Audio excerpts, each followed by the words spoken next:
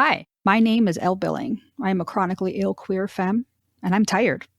I'm here this episode and every episode to dig at the roots of our collective fatigue, explore ways to direct our care in compassionate and sustainable ways, and harness creative expression to heal ourselves and our world. Welcome to Hoorf, radical care in a late capitalist hexscape.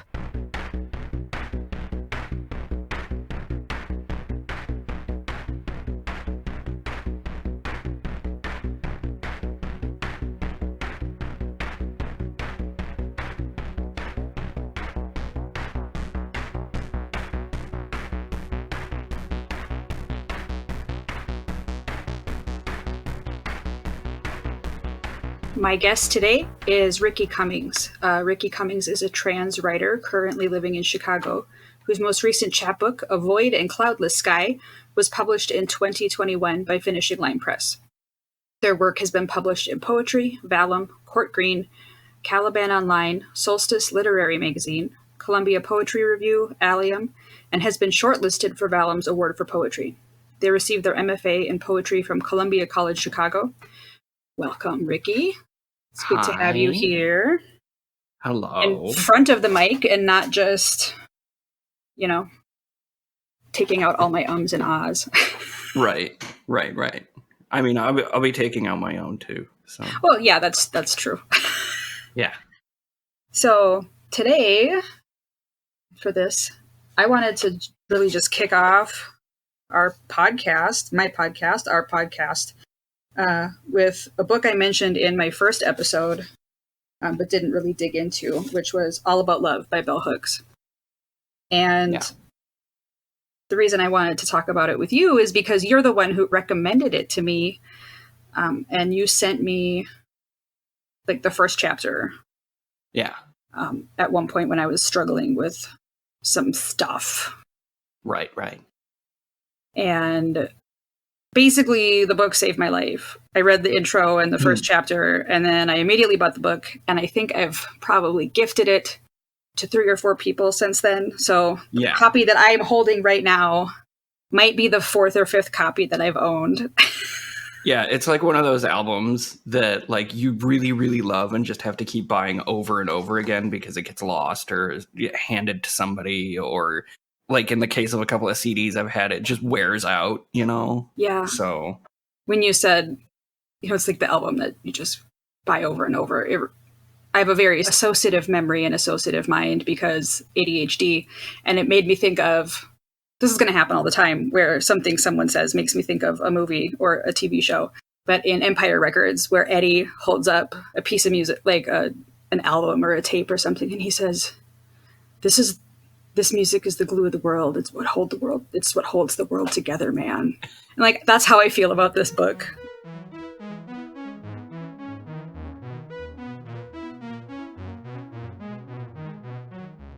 For those listening, Ricki is my audio editor and also composed the music for Hoorf. And I'm just really thrilled to be able to have a conversation in front of the mic about care and creative practice. So I'm going to start with those questions because those are the questions I'm going to ask all of my guests. Kind of my signature series, I guess. How have you received care today, this week, just in like your recent memory? How have you received care? I think, probably the most obvious is that I had a therapist appointment this week, this past Monday. And like having therapy is a huge part of my life in general.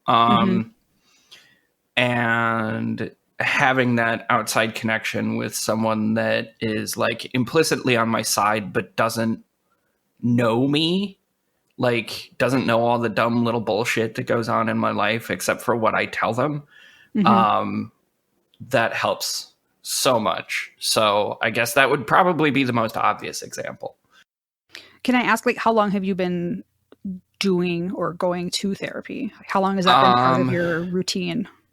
I started therapy in talk therapy specifically. I started it in the spring of 2011. So it would be 11 years now. And my initial experience with therapy was like, it was okay. My first therapist was pretty good. And then I had a couple that were not so great. And then once I moved to Chicago, I ended up falling in with a very good practice and a very good therapist specifically. And unfortunately, she left the industry earlier this year, and I have just been getting to know a new therapist who is a pretty darn good person, it seems, so far. They are a decade younger than me, but yeah.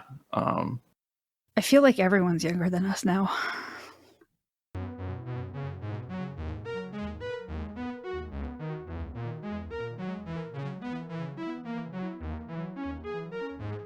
For the sake of sharing equally, I started therapy when I was 17.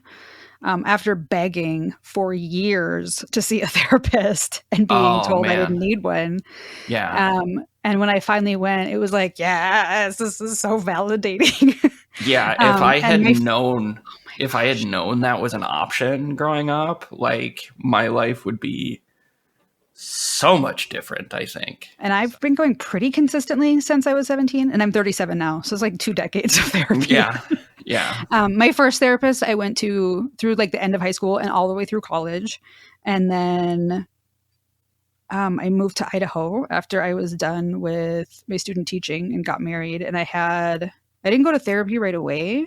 But then my doctor was like, well, I can't prescribe your medication unless you at least are talking to someone. Yeah. So I started seeing somebody and saw them through to the end of my divorce. and then she left the state, and we did she could still see some of her old clients in Idaho, but couldn't take insurance. So then I was paying out of pocket, and it was like, I can't afford this anymore. So I just stopped going for a while, and that was bad. And then after a really messy, traumatizing breakup, I immediately was like, I can't do this on my own.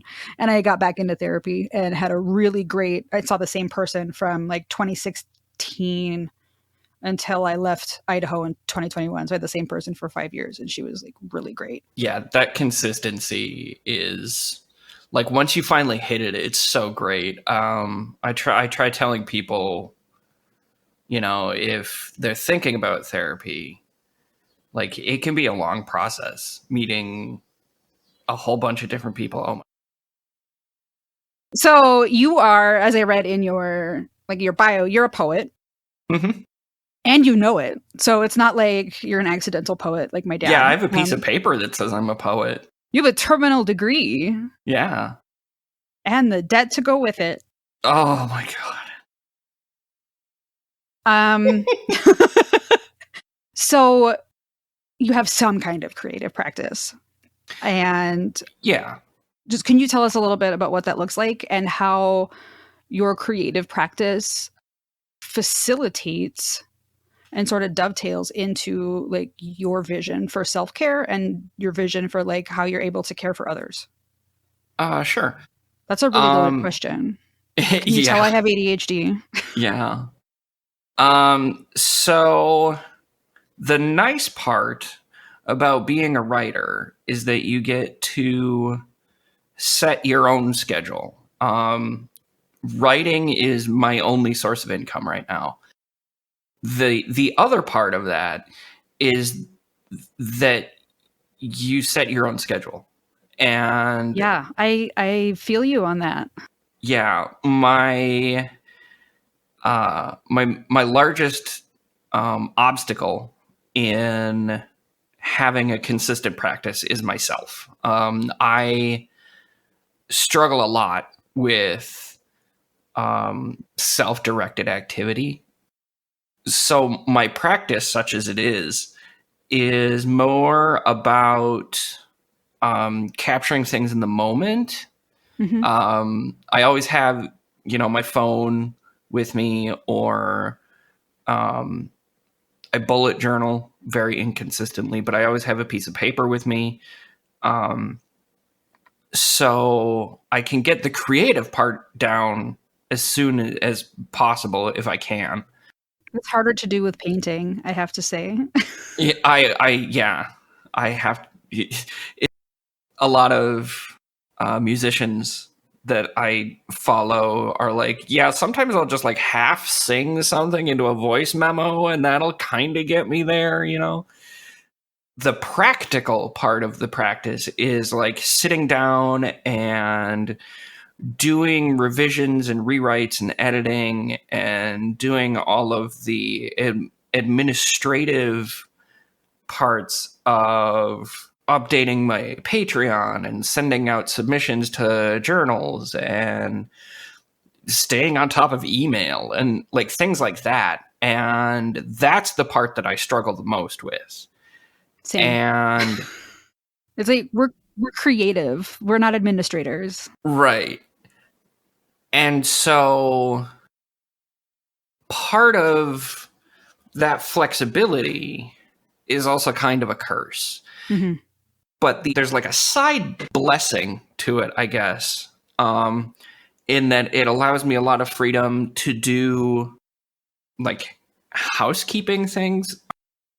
I am polyamorous, and among my partners, I'm kind of like the housewife of everyone, but we're all kind of spread across the continent. And like I constantly say that the United States is just entirely too big. It's huge. Like I can never go see who I want to see. Right. But I get to, because of the flexibility that my schedule allows me and the fact that writing is a fairly self-contained and untethered profession, that means I can pick up and move when I need to. I'm married to a partner. And so a large part of my time is spent here in Chicago, but then I can also spend pretty much a whole season somewhere else. Or I can spend a couple of weeks with another partner, and I'm able to navigate those relationships and take my care abilities. Even like a lot of people don't recognize domestic labor as like labor, but the way that society is set up right now in the US and the way that capitalism has infiltrated our lives, the labor that used to be either contracted out to servants or just implicitly part of a wife's work, like that stuff is ignored and not counted as real work, even though it always has been. Like it's always been work. Doing dishes, doing laundry, keeping pets and children and other relatives fed, and like all of those things take time and effort, and not everyone is able to do those things. So what I do most of the time is I do a lot of that labor. Mm-hmm. And it's very fulfilling for me. One of my ways that I express love is through acts of service. I do things for people. And that's what brings me joy. And not having a regular 9-to-5 day job, which I wouldn't be able to do anyway due to my own issues and disabilities, having something outside of that makes me a better person and a more contributing partner, I think. you were the one who initially gave me the Bell Hooks book, All About Love. Mm-hmm. And the care is one of the ingredients that she discusses or Yeah. includes in her definition of love. Yeah. But I really think, I mean, when you talk about acts of service, that dovetails really nicely with recognition Right. and knowledge, where you Right. have to, what, and because your partners communicate with you, but also you are very good at knowing and recognizing what people need and being able to like meet those needs. I certainly try. Yeah. But I mean, like, that's what you have the flexibility to be able to do that.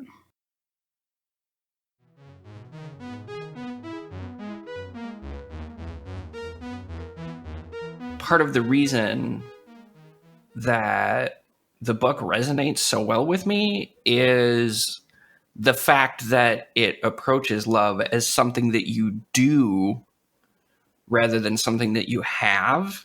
Right. It's a loving action. Right. And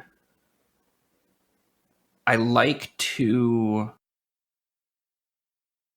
I try as much as I can to embody as many of those various parts of love in most of the things that I do. Even if sometimes it's a bit of a stretch to like, this is how I'm enacting affection, like it's implicit to me that certain actions are loving actions. Right. Even if you don't really recognize them as such. And that's part of why I like the book so much, is it gives you an analytical framework to understand why you're doing things. The actual definition is: to truly love, we must learn to mix various ingredients: care, affection, recognition, respect, commitment, and trust, as well as honest and open communication. Right. I used to teach middle school, high school English. Mm-hmm. And it was for students who were deaf and hard of hearing. And so we were working bilingually all the time. And a lot of my students were missing chunks of vocabulary, for lack of a better word. Mm-hmm. And one summer I was reading to prep for my instructional units, and a couple of the books I wanted to use, as I was reading them, I was like, I don't want to just use these books because they actually have some pretty terrible relationship models in them. Yeah. So one of them was The Secret Garden and the other was Taming of the Shrew, which are both classics and texts that I really enjoy and that are usually part of the curriculum. And I ended up using Bell Hooks' like definition of love as my lens for teaching those stories to my students. But before we started, I put, chart paper, every teacher's like staple, in the hallway. So not just in my classroom, but we did it in the hallway so everybody could walk past them the whole quarter. Yeah. And on each piece of paper, I wrote one of the words or one of the concepts. So one piece of paper said care, and one said affection, and one said recognition, one said respect, one said commitment, and one said trust, and one said open and honest communication. Mm-hmm. And then I gave my students each a stack of sticky notes, and we went through each it took us like a week to get through each concept for each class. So we went through, okay, what is care? What are example? We did examples and non-examples.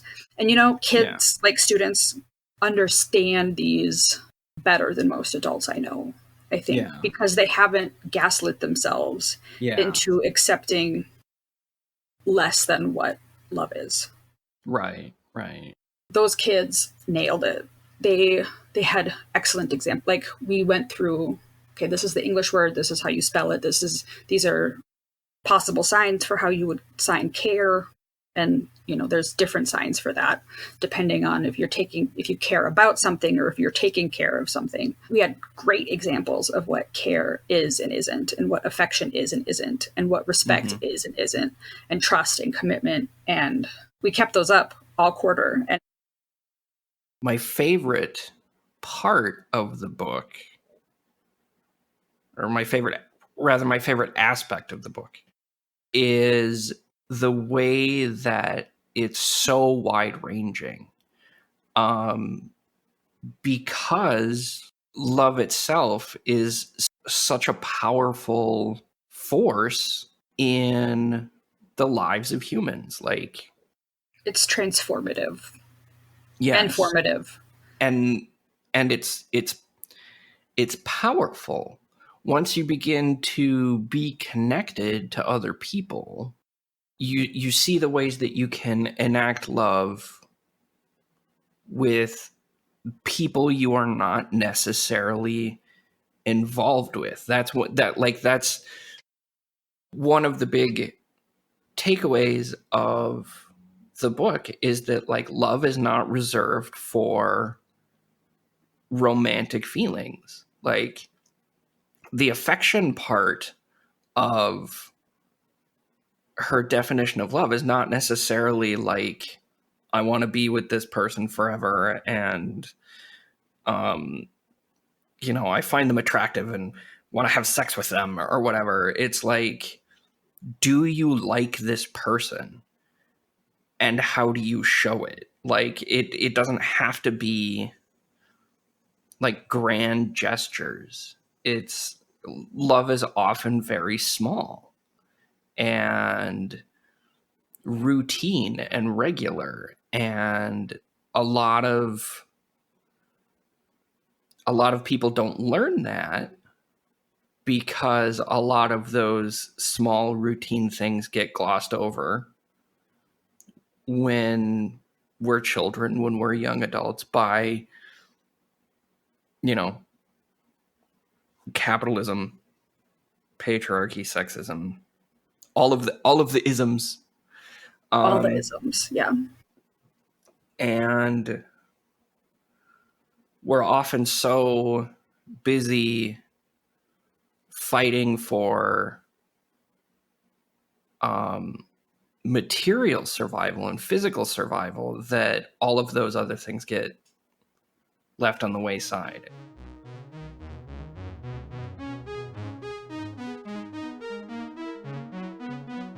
You were talking about how domestic labor in particular is invisible labor.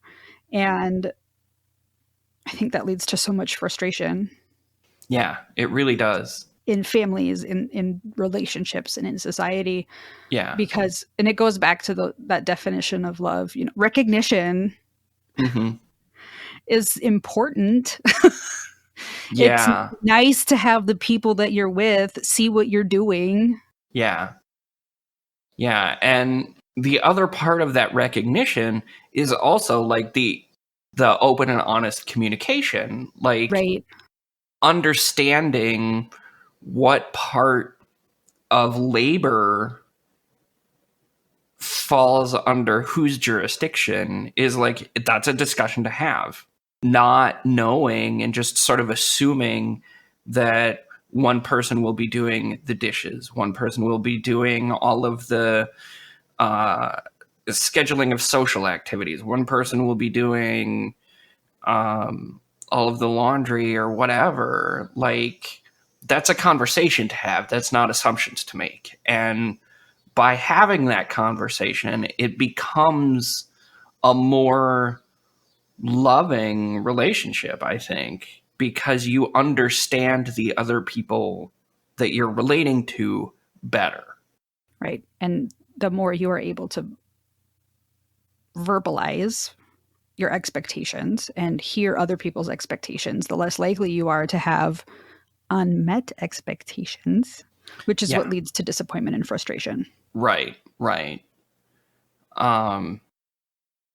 And I mean, that's an ongoing process too. Like, that's not just something that gets solved by reading a book. It's like, no. you have how to make that. How many times have you read it? I've read it all the way through, I think twice, but I've read sections of it multiple times. Right. The like for me, I think the most impactful, most important part is the first chapter, which is defining love, like giving it a definition. And from there, it's several examples of how society and how individuals do or don't enact that definition. There's so many parts of it that are I mean, the whole book is relevant pretty much all the time, but like specifically to people in the US and the West in general, I think the definitional part, the chapter on childhood and the way that we Oof. receive care as children Mm-hmm. is really important, especially in the United States.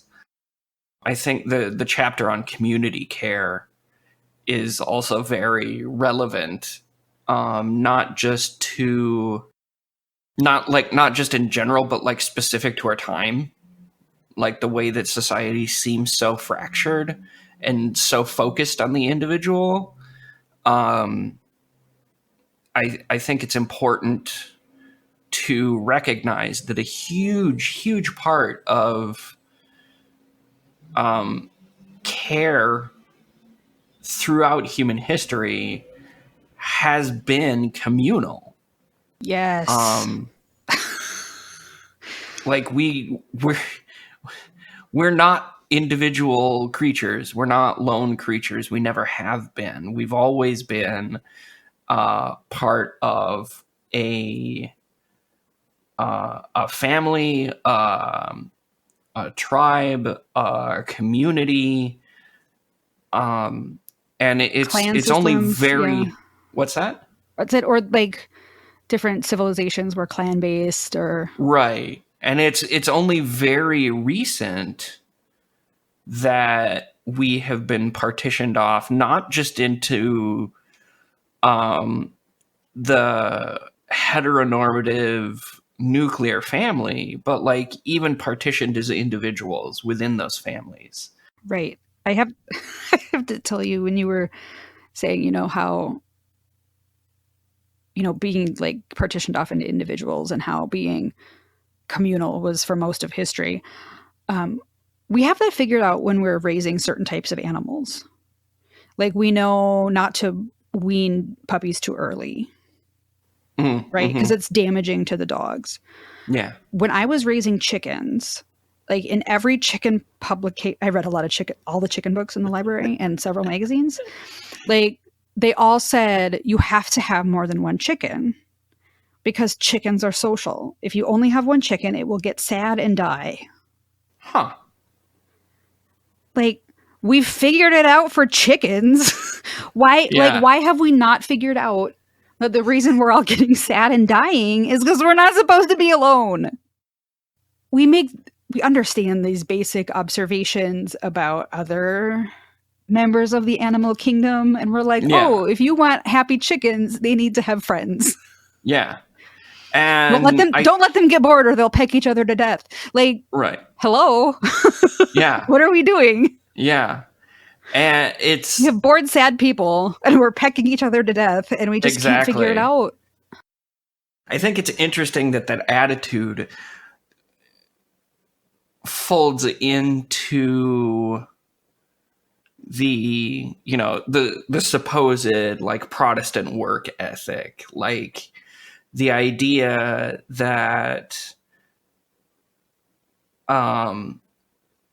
the most productive people are productive solely on their own merit, like, and the obsession that the obsession that we have with supposed self-made millionaires or billionaires. Like, there's no there's no way those people would exist by themselves ever, because they operate not just on the infrastructure of the community, but the care of the community. Like, those Elon Musk couldn't like set his own broken leg, like you have to rely on someone else for that. And I don't think that enough people understand that being a part of a community is itself a kind of care. And if you're going to be anything, I think, in this, in the society in which we live, like, you have to have connections. And it's appalling to me that we have decided to call that networking, and it's a business skill rather than an interpersonal skill and an interpersonal need. Like, we need to network with other people, but most of the time we call that friendship, like outside of being a bank loan officer or whatever, which is funny because I have one of my best friends is a bank loan officer. And it's like the way that we have recast so many human needs, so many loving human needs, as marketable skills. It bugs me. Like, I'm the relationships that I'm in and the people that I care for, like, there's no financial gain to it. I just love them. Thank you for chatting with me about our favorite, well, not our favorite, we have lots of favorite books. Our shared favorite book. Our shared favorite book, yeah. This one book that we both like at the same time. For the same reasons. For the same reasons, yeah. Where can people find you on socials? I am actually fairly conservative when it comes to who I allow into my social circle, and that's even including my very public Instagram page. Okay. If people would like to. Where can they find your book? My book is available on Amazon.com. It is available from bookshop.org. It's available from Barnes & Noble. Any bookshop that is serviced by the Ingram Group should be able to order it. Okay. And the title again? A Void and Cloudless Sky. Void and Cloudless Sky. Yeah. Okay. My website is rickycummings.com. Very easy to remember. It'll be in the show notes. People would like to support me through Patreon, that is also a thing that I have, patreon.com/Ricki Cummings. And that has all sorts of fun tiers of various reward levels, including poems just for you. So. And I can vouch for the fact that giving you a prompt and getting a poem back, totally worth it. I got some great poems about my dog, about books that we collectively dislike at the same time. Yes. Yeah, so good times. So rickycummings.com, patreon.com/Ricki Cummings. They could probably go ahead and follow you on Instagram, but it's mostly pictures of the cats. Yeah.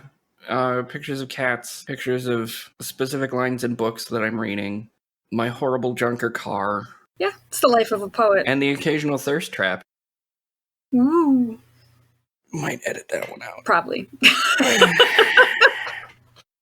All right. Well, thank you very much. Mm-hmm.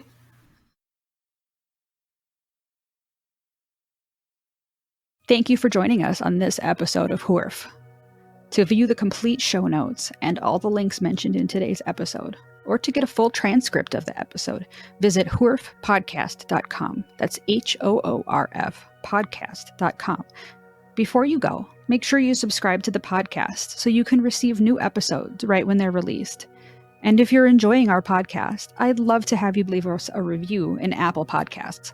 Reviews are one of the major ways that Apple ranks their podcasts, so even though it only takes you a few seconds, it really does make a difference for us. become a patron. For $3 a month, you can support the creation of this podcast, pay my editor, and join a community of fellow caregivers out here just doing our best. Thank you again for joining me, Elle Billing, in this episode of Hoorf.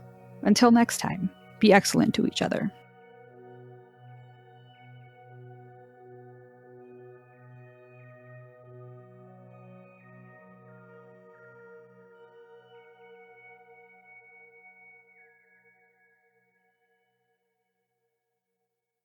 Hoorf is hosted by Elle Billing at Elle and Wink.